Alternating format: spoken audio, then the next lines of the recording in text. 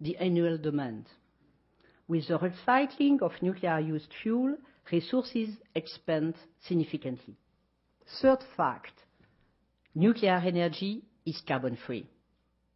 It supplies nearly 75% of the nation's emission-free electricity. First fact, there are available, proven, and reliable solutions to nuclear waste. We can safely, and we do it in Areva, recycle 96% of the spent fuel. Fifth fact, nuclear energy is competitive. It is the lowest cost baseload generation technology available, even before a significant price on carbon.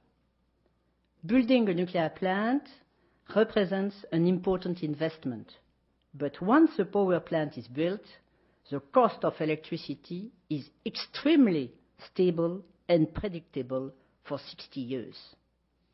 Nuclear energy supports the nation's economic growth.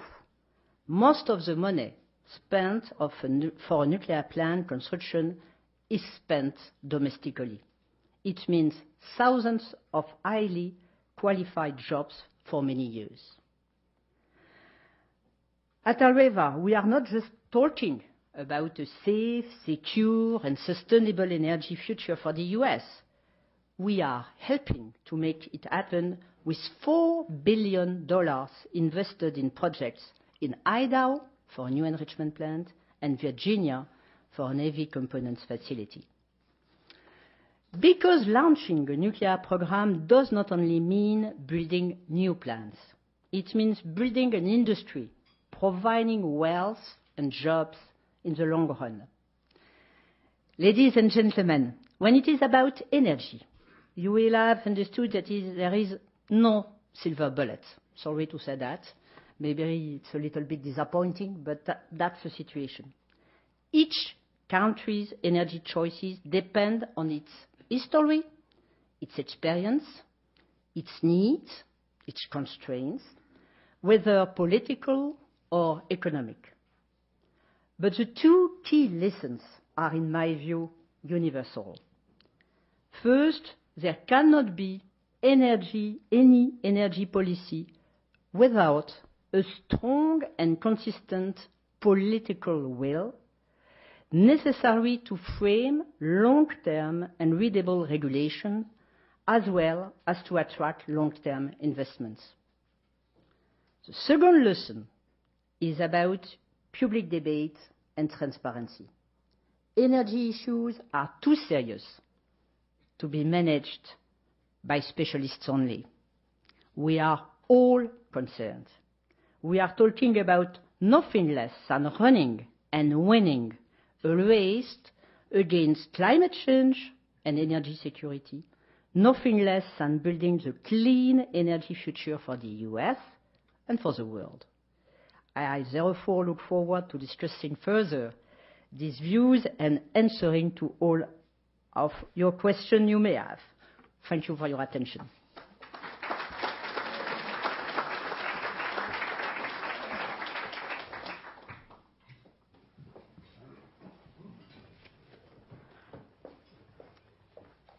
Well, thank you very much for sharing some of your expertise with us. A couple of questions to start us off on nuclear particularly. You mentioned reprocessing and what you're doing at Areva. If you have 97% fissionable material left in the rods and you can get it down to 2 to 3%, you're left, as my understanding, with a highly enriched plutonium. Steps now, and I think you've made some progress in this, have been made to ensure that that is never weapons grade. Can you walk us through a little bit some of the changes and what's going on in reprocessing? That's very important because reprocessing is not sufficient. If you separate in the spent fuel the uranium you can recycle and you have the plutonium in your hands, it's not good.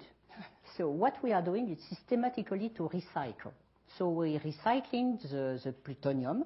So we transform, we mix up the plutonium with some depleted uranium, and at the end you have a new fuel And what we have done, what we have done historically in La Hague and in Melox, we have recycled, as I said, 96% of the spent fuel, not only for France, but also for Belgium, Netherlands, Japan, Australia, for a lot of different countries, Germany, and so on and so on.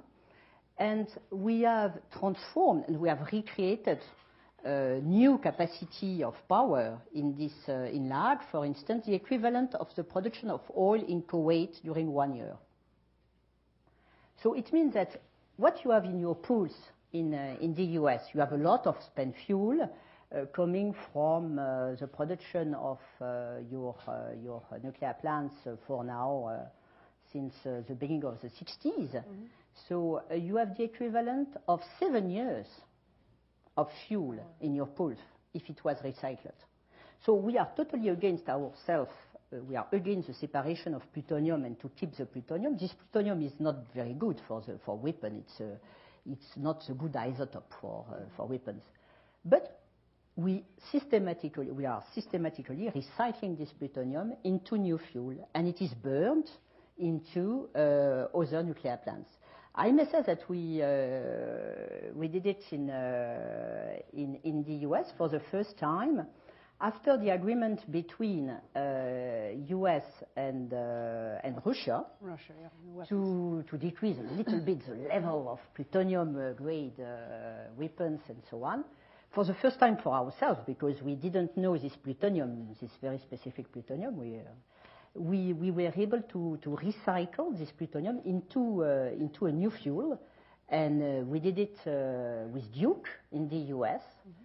And we are in an ongoing way to build up a facility in the US to make it systematically. So to transform military plutonium, weapon-grade plutonium, into a fuel for nuclear plants. 20% of our nuclear power actually comes from those reprocessed warheads. Absolutely. So reprocessing for us, it means automatically recycling. And the lifespan of what's left, as I understand, is dramatically less than what you have to worry about with the rods as they currently are stored. At the end, you have only 4% of the original spent fuel. The remaining 4%, we work a lot to make them disappear too, mm-hmm. and to make sure that everything is going to be burned. Alors, in laboratory, we know how to do it. So we know how to make this last 4%, how to make them disappear, but we don't know how to do it industrially at this stage. But that's our target. What do you see as we read a lot here about Germany, particularly in its reaction post-Fukushima Daiichi, and England was in the process of looking at nuclear, at bringing more nuclear on. There's been a slowdown in everything, as there has been here. But we still see, as I had mentioned, as of April 4th in a Gallup poll, we have 58% of the American people still believe nuclear should be part of our future. But what do you see as the real future for nuclear in Europe at this point in time? I think that the reactions in the different countries throughout the world have been very, very different after Fukushima. A lot of countries have reacted in a very rational way, I may say, saying, okay, it's a real Japanese disaster, but with some specific origins, like a big one earthquake plus tsunami. We don't have tsunami in our country, or we can be protected from possible tsunamis by dams and so on and so on. In some other countries, it was very, very emotional, like in Germany. So in Germany, it's a very political issue, very sensitive issue. Mm-hmm. But we have to understand the emotions also. Of course, it was also at a political period of time which was very, very crucial, I may say, in Germany, just before an important election in Baden-Württemberg, where the coalition at power was in a tough, I may say, competition. And so that was 10 days before. And also in a period of time where Mrs. Merkel, Chancellor Merkel, decided in favor of lifetime extension of the existing nuclear plants after a period of time where the decision was to close the existing nuclear plants. So the political decision was to close for a period of time, nobody knows how long it will be, the seven oldest nuclear plants in Germany. RWE, one of the utilities in charge of those nuclear plants, have decided to suit the German government. So I don't know what the future in Germany is going to be. In the majority of the other countries, I may say that the reactions have been okay. We have safety authorities. We are going to check up the existing nuclear plants if they are at the appropriate level of safety, if the lessons learned from Fukushima can be applied fully in our country. But I think that in many countries, in Europe, for instance, you mentioned Great Britain. Great Britain, they decided for a period of checkup, and afterwards they say that they want to continue, and the Prime Minister was very loud and clear on that. Central and Eastern Europe, same thing. France, same thing. Netherlands, all the Nordic states, including Finland. So I think that globally in Western Europe and in Central and Eastern Europe, the reactions are globally rational. You've taken Areva into the area of renewables as being, or green.